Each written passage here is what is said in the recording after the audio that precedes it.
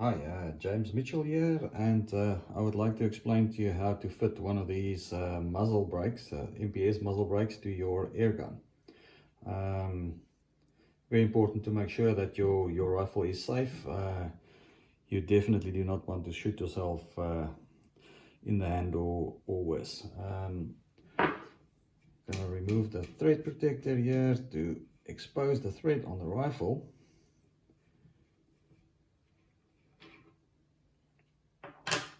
Like that. So effectively how the muzzle brake attaches is via a small stainless steel bush that screws onto your onto the thread on your barrel, and then the muzzle brake basically clamps onto this bush.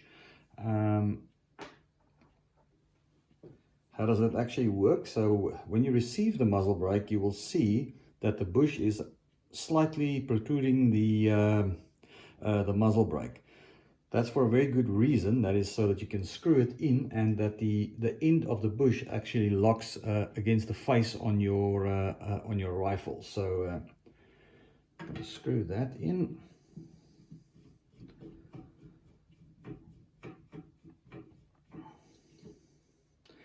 And then I'm going to lock the bush in place. It doesn't have to be done with a lot of force, just a little bit is fine.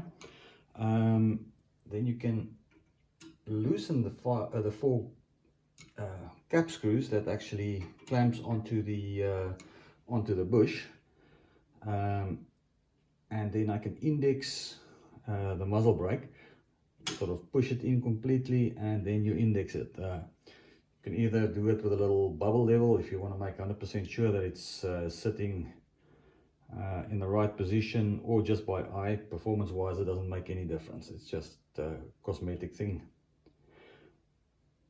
It's plus minus index like that. So I'm going to hold it in place, and then by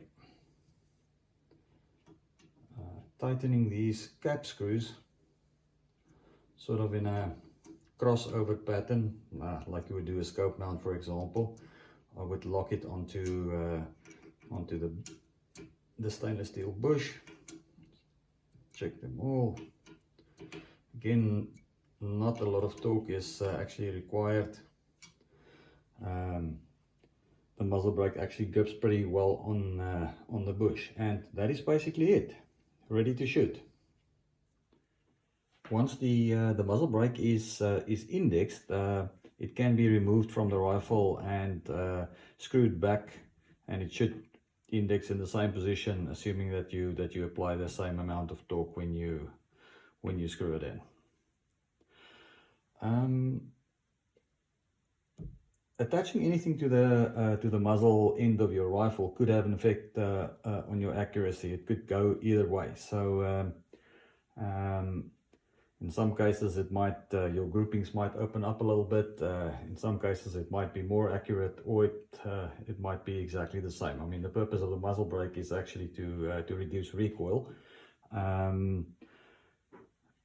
If you experience any accuracy issues, or you want to see if you can tune it a little bit, there's a few things that you can do to accomplish that. So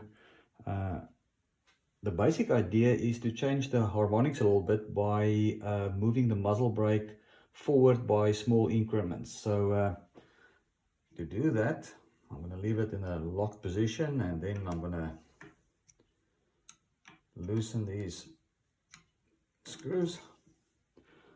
So I mean, effectively you can change the tuning a little bit by moving the muzzle brake in and out. So a good way to do that is to take a piece of paper or a thin piece of plastic. In this case I'm using a normal A4 bond 80-gram paper, folded double, so that's about 0.2 millimeters. So I'm gonna move the brake forward, put it in between, and then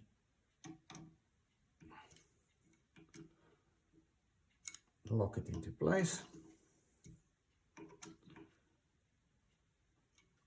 And remove the paper. So now there's basically a tiny little gap between the actual face on the rifle and the face on the muzzle brake.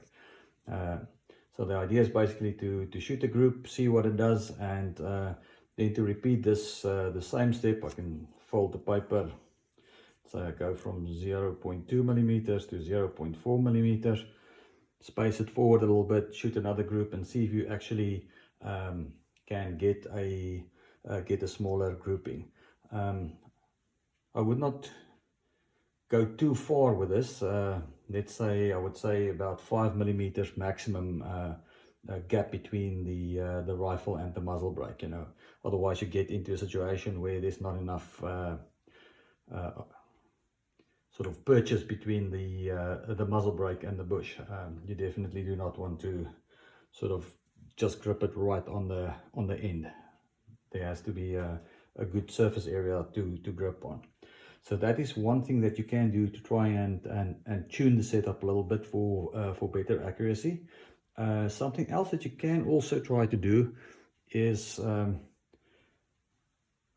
to put a little O-ring between the face on the rifle and the actual muzzle brake. So again, the procedure would be very similar. So I'm going to adjust the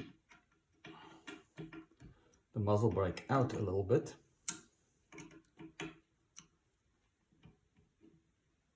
So let's say, for example, the thickness of the O-ring is 2 millimeters, then you would sort of by eye or by putting a little spacer in between, you would make it a little bit less than what the thickness of the O-ring is. So if it's a 2 millimeter O-ring, maybe make the gap like 1.5 millimeters, lock it in, index it and lock it in place.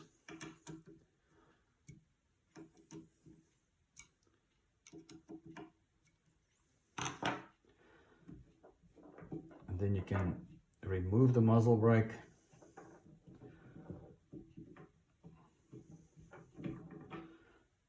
Put the O-ring in and screw it in.